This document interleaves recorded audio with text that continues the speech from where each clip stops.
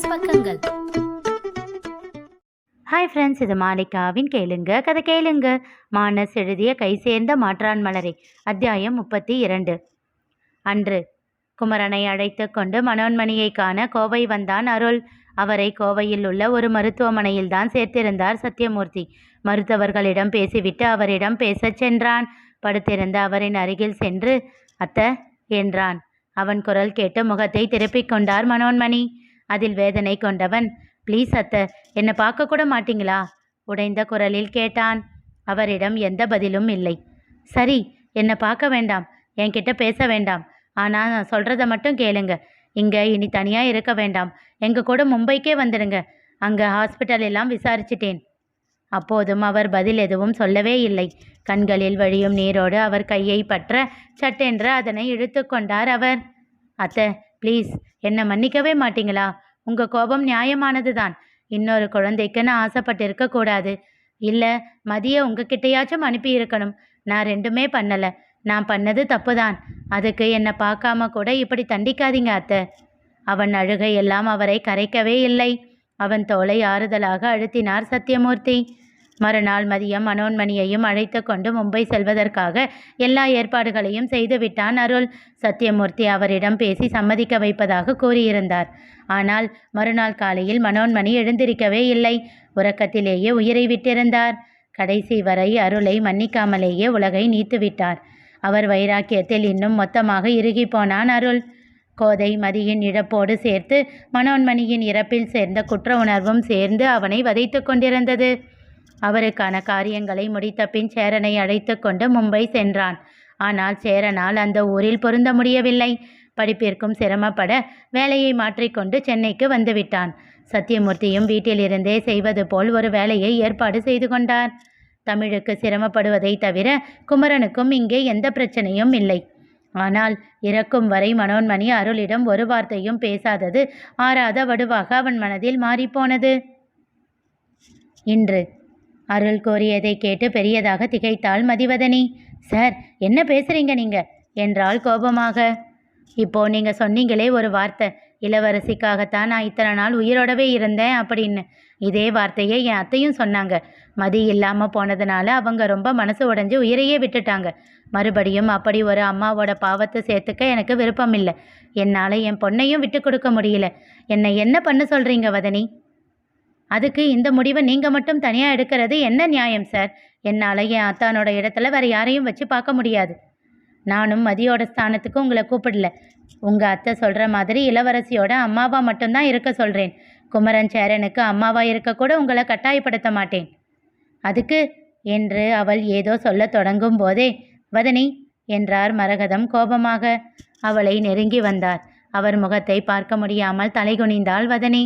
அவள் எதிரில் நின்று, என்ன நிமிர்ந்து பார்வதனி என்றார். அவளும் அவரை பார்த்தாள். அவள் கன்னத்தில் கையை வைத்து அழுத்தி பிடித்து தன்னையே பார்க்க செய்தபடி கூர்மையான பார்வையோடு அவளிடம் கேட்டார். என் கண்ணை பார்த்து உண்மையை சொல்லு. இளவரசியை வளர்த்தது உன் கடமை மட்டும்தானா? அவளை கொடுக்கறதுல உனக்கு எந்த வருத்தமும் இல்லையா? அவள் அமைதியாக இருந்தாள். தன் பார்வையை அவள் மாற்றிக்கொள்ள முனைய அவரோ அதற்கு இடம் தரவில்லை. சொல்லுடி, அவளை விட்டுட்டு உன்னால் இருக்க முடியுமா? அவ்வளவுதான். அவள் அதுவரை அடக்கி வைத்திருந்த உணர்வுகள் எல்லாம் பொங்கி வர தொடங்கின. உன்னை நீயே ஏமாத்திக்கிட்டு இருக்கியா, இல்லை எங்களை ஏமாற்ற முயற்சி பண்ணுறியா? அதற்கு மேல் முடியாமல் அவரை கட்டி கொண்டு வெடித்து அழ ஆரம்பித்தாள் வதனி. அவளை அணைத்து ஆறுதல் தந்தார் மரகதம். சிறிது நேரம் அவர் போக்கில் அழவிட்டார். பிறகு அவளிடம் கூறினார், இங்க பாரு வதனி, முந்தானேத்து நிலவன் வீட்டுக்கு வந்தான். அவன் சொல்லிதான் எல்லா விஷயமும் எங்களுக்கு தெரியும். என் பையன் பண்ண தப்புக்கு இத்தனை வருஷம் நீ தண்டனை அனுபவிச்சதெல்லாம் போதும். இதுக்கு மேலேயும் வேண்டாம் தங்கம். அத்தான் எதுவும் பண்ணல அத்தை. அப்படியே ஒன்று போட்டேன்னா? அவளை விலக்கி அதட்டினார். அவள் திகைத்து பார்த்தாள். என்னடி அப்படி பார்க்குற? இளவரசி உங்கள் பொண்ணு இல்லைன்னு நிலவன் சொல்கிறதுக்கு முன்னாடியே எங்களுக்கு அந்த சந்தேகம் இருந்தது. இத்தனை வருஷம் அவளை நாங்களும் அப்பப்போ ஏதோ ஒரு சூழலில் பார்த்துக்கிட்டு தானே இருந்தோம். அவளுக்கு கொஞ்சம் கூட என் மாமியார் ஜாடை இல்லையே.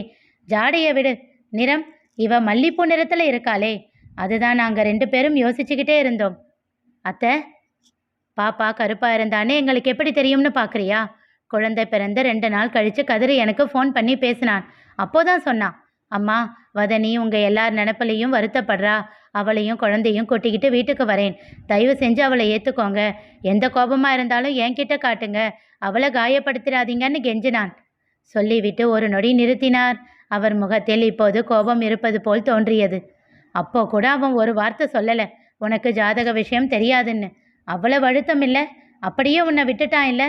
நான் சண்டை போடுவேன்னு பயந்து கோழையாக மாறிட்டானாடி. நிலவன் சொன்னப்போ செத்தே போயிட்டேன்டி நான். அவள் கன்னம் பற்றி கண்ணீர் உகுத்தார். வதனி, உன்னை இத்தனை வருஷம் தள்ளி வச்சதுக்கு எங்களை மன்னிப்பியாடா? ஏகாம்பரம் கேட்டதும் பதறினாள் வதனி. ஐயோ மாமா, பெரிய வார்த்தையெல்லாம் சொல்லாதீங்க. இங்கே பாரு வதனி, உனக்கு என் மேலே பாசம் இருக்கு இல்லை? ரொம்ப இருக்கு அத்தை. நாங்கள் உன் நல்லதுக்கு தான் சொல்லுவோம்னு இனிமேலாவது நம்புவியா? அவள் அமைதியாக இருந்தாள். வதனி, எங்கள் பையன் உன் வாழ்க்கையை கெடுத்துட்டதா எங்கள் மனசு குத்திக்கிட்டே இருக்கு. அதே குற்ற உணர்ச்சியோடு எங்களை சாக வச்சிடாதடா.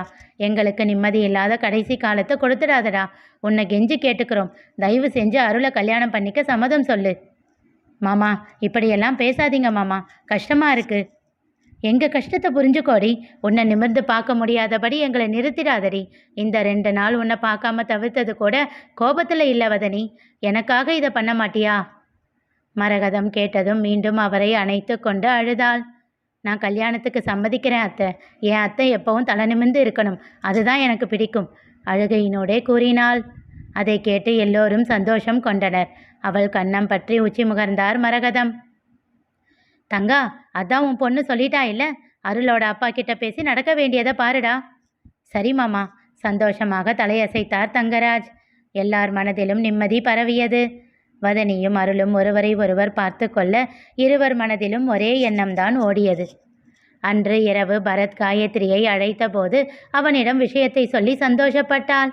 தேங்க்ஸ் பரத், நீங்கள் சொன்னதுனால தான் நான் இளவனுக்கு ப்ரெஷர் கொடுத்தேன். வெறும் தேங்க்ஸ் மட்டும்தானா? அது சரி. முடிவா 2 பேரும் என்ன சொன்னாங்க? எனக்கு என்னவோ அவங்க 2 பேரும் பசங்களுக்கு அப்பா அம்மாவா மட்டும்தான் இருப்பாங்கன்னு தோணுது. ஓ, அப்போ நம்மளை மாதிரியே கல்யாணம் பண்ணியும் சும்மாதான் இருப்பாங்கன்னு சொல்ல வரீங்களா? கிண்டலாக கேட்டாள். அவன் அமைதியாக அவளை பார்த்து புன்னகைத்தான். என்ன சிரிப்பு? இப்படி பேசினா முன்னையெல்லாம் கோபப்படுவீங்க. வர வர அதுக்கும் ரியாக்ட் பண்ணாமல் ஜென் நிலைமைக்கு போயிட்டீங்களோ? தான் படுற கஷ்டத்தை மறைச்சி வச்சிருக்கிற என் பொண்டாட்டிக்கிட்ட நான் எதுக்கு கோபப்படணும்? புரியலை. அம்மா போன வாரம் வீட்டுக்கு வந்தாங்களாமே? அமைதியாக கேட்டான். அதை கேட்டு திகைத்தாள் காயத்ரி. ஏன் என்கிட்ட சொல்லலை? என்ன சொல்கிறீங்க? உங்கள் அம்மாவை பற்றி குறை சொல்லிக்கிட்டே இருந்து அதனால் என்னை வெறுத்து வேண்டாம்னு நினச்சிட்டிங்கன்னா இங்கே ஒன்றா வாழ்ந்துக்கிட்டு இருக்கிற புருஷன் பொண்டாட்டிக்கிட்டேயே அண்டர்ஸ்டாண்டிங் இருக்கிறதில்ல, இதில் நமக்கு என்று விட்டு விரக்தியாக புன்னகைத்தாள். அவன் முகம் இறுகி போனது. வேண்டாம்னு தள்ளி வைக்க தான் கல்யாணம் பண்ணேனாடி? அவளை அழுத்தமாக பார்த்து கேட்டான். அவள் அவன் பார்வையை தவிர்த்தாள். அவள் மனதில் இருப்பதை கொட்டிவிட இதுவரை அவளுக்கு வழி இருந்ததில்லை. இப்போதும் அமைதியாகவே இருந்தாள். நாளைக்கு என் ஃப்ரெண்டு தியாகுன்னு ஒருத்தர் உன்னை பார்க்க வருவார். உனக்கு கலிஃபோர்னியா வர்றதுக்கு டூரிஸ்ட் விசா வாங்குறதுக்கு ஹெல்ப் பண்ணுவார். நீ இங்கே வந்ததுக்கப்புறம் நான் இங்கே இருக்கிற வரை உன்னை என் கூடவே நிறுத்திக்க என்ன பண்ணணுமோ நான் பண்ணிக்கிறேன். அதிர்ச்சியாக அவனை பார்த்தாள் காயத்ரி. அவன் கண்கள் கலங்கி இருந்தன. சாரி. கண்கள் சிமிட்டி புன்னகைத்தாள். இரவு அருளும் வதனியும் உறக்கம் தொலைத்து படுத்திருந்தனர்.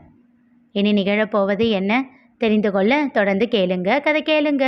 மீண்டும் சந்திப்போம்.